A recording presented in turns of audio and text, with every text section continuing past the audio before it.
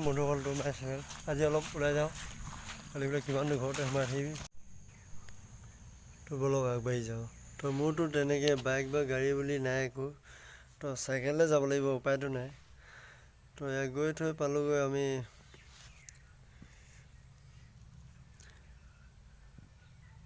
অলপ আগত গৈ দেখিলোঁ এয়া কম্পুৰ শিকা ষ্টুডেণ্টবিলাক তো এই ইয়াত অলপ ওচৰৰ পৰা দেখাব যত্ন কৰিলোঁ এয়া হৈছে মোৰ সৰুকালৰ স্কুল গভ ছেকেণ্ডেৰী স্কুল কুমাৰী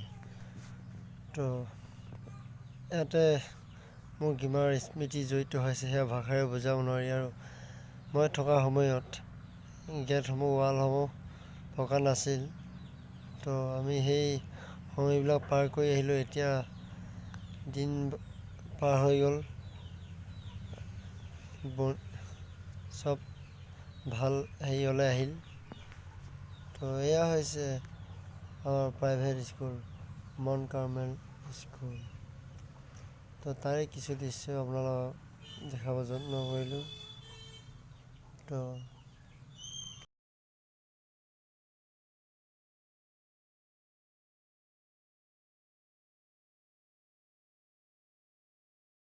আৰু এইটো হৈছে গীৰ্জাঘৰ চাৰ্চ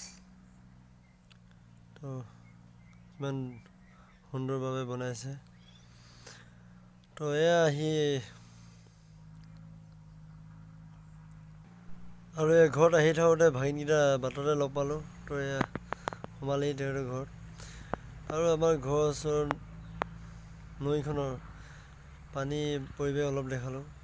গোৱা পাইছিলেহি